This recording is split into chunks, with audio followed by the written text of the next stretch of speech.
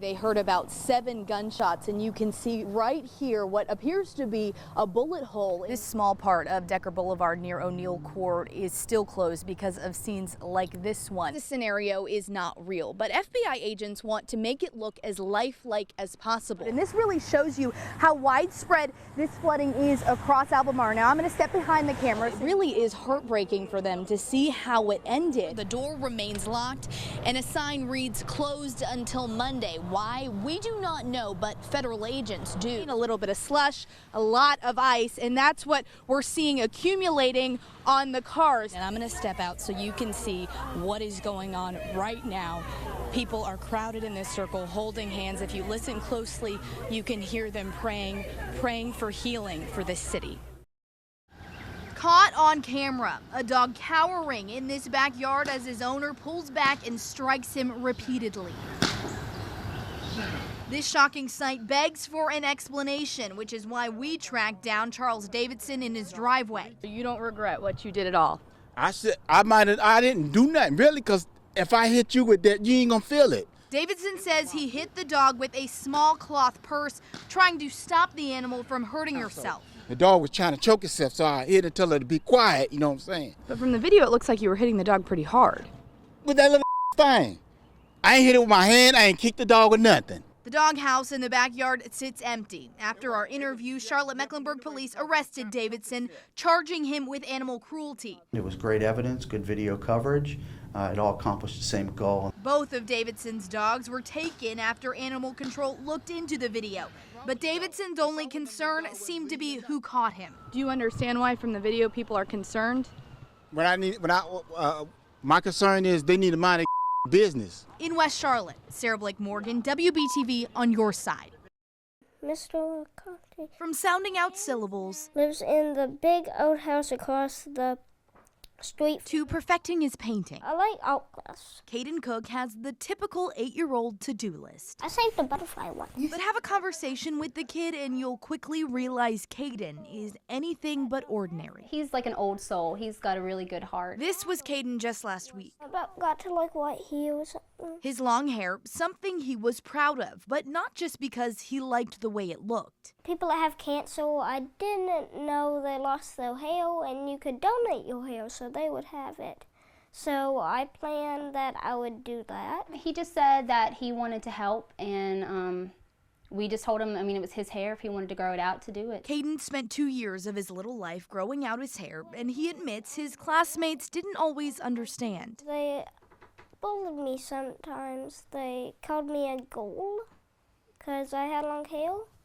But I just think they need to know that having long hair is okay. At least I'm doing something nice, and they're not doing anything nice when they're bullying me. That bullying didn't seem to bother Caden because of this. It felt so good, but so weird at the same time. The moment he worked toward chopping his strawberry locks, donating it all to kids with cancer. I hope on Christmas somebody can get it as a present.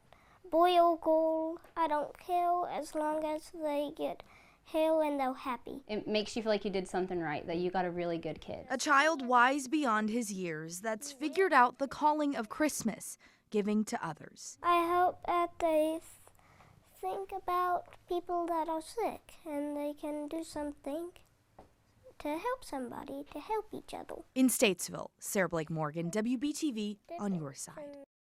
Spend just a few minutes with Peter Setzer. Just win after win. And you'll quickly learn. Loyal to them from the very beginning. Where his allegiance lies. I love Cam Newton with his exuberance. This is a man who loves the Carolina Panthers. I read everything that Charlotte Observer writes about the Panthers. Setzer doesn't just read them, he cuts them out. It's 17-1. Taping the printed paper to the back of his bedroom door. Here's Cam in action. Fantastic. Setzer reads the articles over and over again, because if he doesn't, he'll forget. About a year ago, I was diagnosed with mild Alzheimer's. And of course, that was a blow. Setzer's Alzheimer's is in its early stages. And then when he hopes to keep it that way. The average person who is diagnosed with Alzheimer's will die in 11 years. And my determination is to slow that down. The former pastor has a list of things he does hoping to slow the disease down. About an hour of brain games. His favorite, though, poring over Panthers stats with his grandson. So I'm going to go down fighting and doing everything I can to prolong a good life. My hope is that he'll always remember to call me on game day and talk about the Panthers game. My hope is that he'll always know who I am when I call him, and I hope that he'll always know who his grandson is. For many with Alzheimer's, uncertainty is the only thing they can see ahead. Setzer is just looking forward to adding a new article to his door once his team takes home the trophy. Oh, I wouldn't miss it. In Charlotte, Sarah Blake Morgan, WBTV on your side. They're not putting a gun to your head to stay there, but it actually seemed like the gun was already on your head to stay there. This is the darkened silhouette of a woman whose past was just that.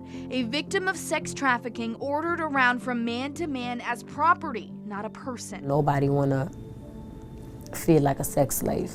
You know what I'm saying? Nobody wanna sit there and feel like, you know, a man can touch me whenever they want. They can just play on me like a basketball. This nightmare is a reality for countless women across Charlotte, many of them coming to the U.S. awaiting the American dream. It's like somebody telling you, oh, you're finna win $1 million, and that $1 million never came.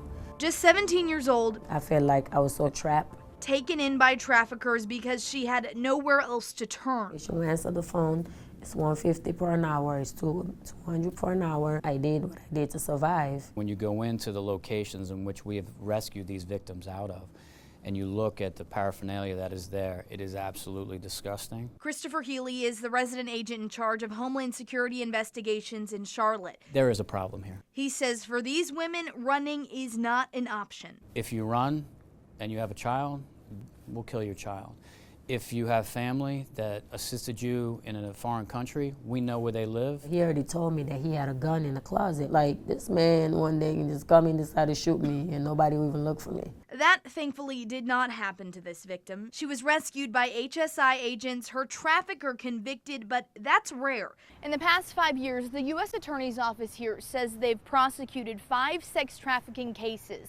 Now compare that number with the hundreds of victims Charlotte organizations say they've helped in the same time frame. Healy says the problem lies with the fear traffickers instill in their victims. If they don't testify, is there a case? No, there is no case without them. So it's a courageous act on their part, too, to relive this nightmare on a stand or in the grand jury. This woman took the risk. The room felt like it was 0 degrees in there, you know, because I was shaking so bad. The reward, her trafficker spending the next 20 years behind bars, a prisoner, just as she had once been. Sometimes though, standing up for the right thing might cost you your life, but I just feel like sometimes somebody got to stand up. In Charlotte, Sarah Blake Morgan, WBTV on your side.